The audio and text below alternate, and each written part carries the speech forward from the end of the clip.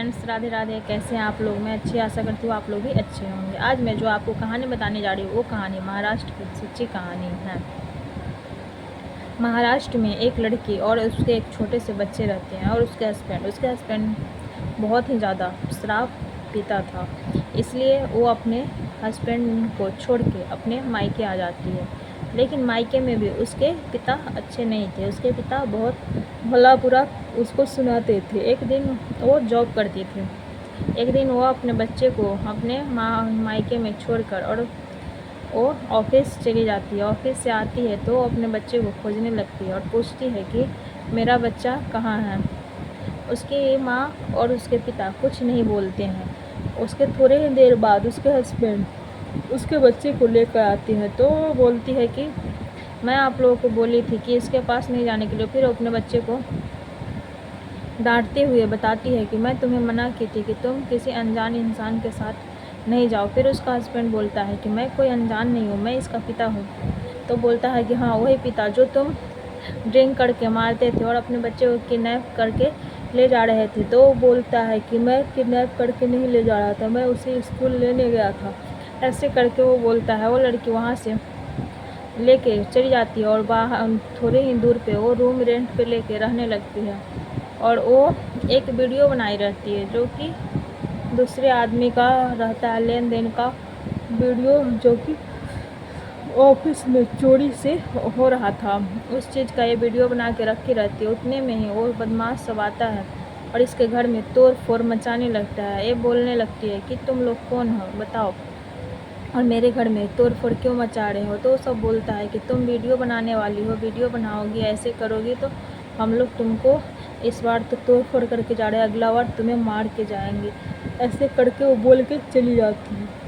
उसका एक भाई रहता है, उसको एक नेता की बेटी रहती है जो कि पसंद करती है और वो चाहती है कि ये मेरे सिवा किसी को और लड़का नहीं पसंद करता है।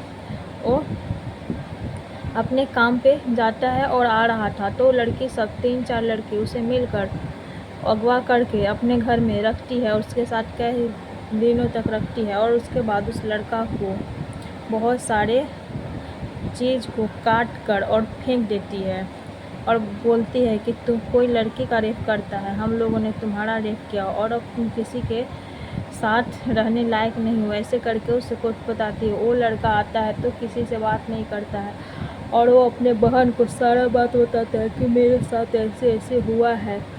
तो वो कहता है तुम चिंता मत करो कि मैं उसके घर जाऊंगा और मैं उसका वीडियो बना के लाऊंगी और मैं यूट्यूब पर डाल के उसको वायरल करूंगी और सारा दुनिया देखेगा। ऐसे करके वो लड़की बोलती है और वो जाती है उसके घर।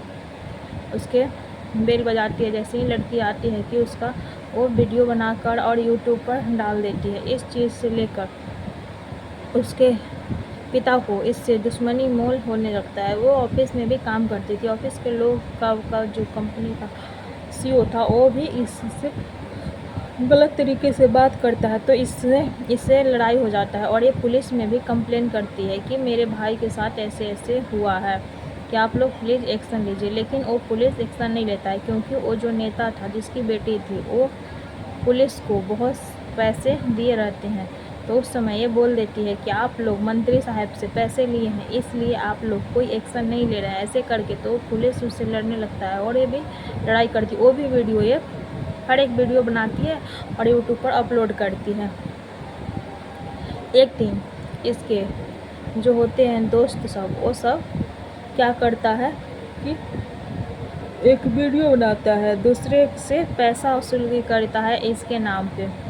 तो इसको जो इससे पैसा मांगता है वो आदमी इसको बुला वो अपने घर आते रहती है तो रास्ते में घेर लेता है और बोलता है तुम मुझे ब्लैकमेल करोगी, मैं तुम्हें यहीं पे मार दूंगा, तुम ऐसे नहीं सुधरोगी। तो वो बोलती है कि मैंने तुम्हें कोई वीडियो नहीं बनाया, मैंने तुम्हें कभी कोई ब्लैकमेल नहीं की है, सब तुम क्या बोल रहे हो। तो बोलता है उतने देर में एक लड़का आ जाता है। बस वो आदमी जल्दी से उसके चेहरे से नकाब हटाता है तो पता चलता है कि वो इसका भाई ही रहता है। तो बोलता है कि तुम लोग ये सब कर रहे हो, और इसका हस्बैंड भी उसमें था, तो कि तुम लोग कर रहे हो इसमें ना मेरा नाम क्यों फंसा रहे हो, कि तुम लोग ऐसा नहीं करोगे, अगर तुम लोग ऐसा करोगे तो हम पुलिस को बताएंगे। तो वो सब कहता है कि तुम पुलिस को नहीं बताओगे, कि इसमें से तुम भी और पैसा ले लो, ये पैसा नहीं लेती है। उसके बाद जो आदमी जिसको ब्लैकमेल करा तो वो आदमी पत्थर उठाता है और इसको रश्मि को खींचने लगता है। ये भागने लगती है, भागते भागते जाके ये थोड़ा देर जाके थकती है तो रुकती है, जैसे ही कि उसके पीछे से पत्थर माथे सर पे मारता है, बस वो वहीं पे गिर जाती है और उसका मौत हो जाता है। उसके बाद कई दिनों तक उसकी बेटी अकेली रहती है, तो मोहल्ला के लोग कहते हैं कि बच्ची अकेली रहती है कि आप लोग ले जाइए, पुलिस ले आती है। तो उसकी माँ जो जो वहाँ सिखाई रहती है तो वो गेट नहीं खोलती है, तो उसकी माँ ले जाती है।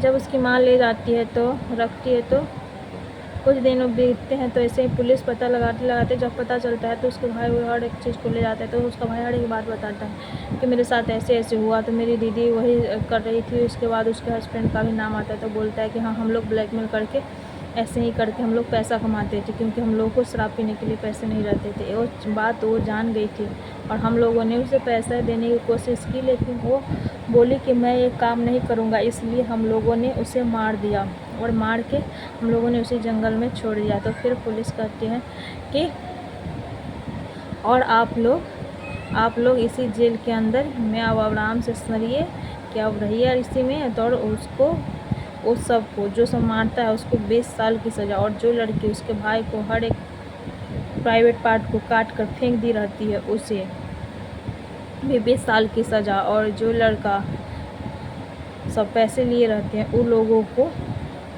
करीबन 8 साल की सज़ा होती है और वो लोग को पुलिस हिरासत में ले लेते हैं। तो लोग इतने गिर चुके हैं, तो ये सब चीज़ों से बचिए और इसी तरह की सच्ची कहानी मैं आगे भी आपको डालती रहूँगी।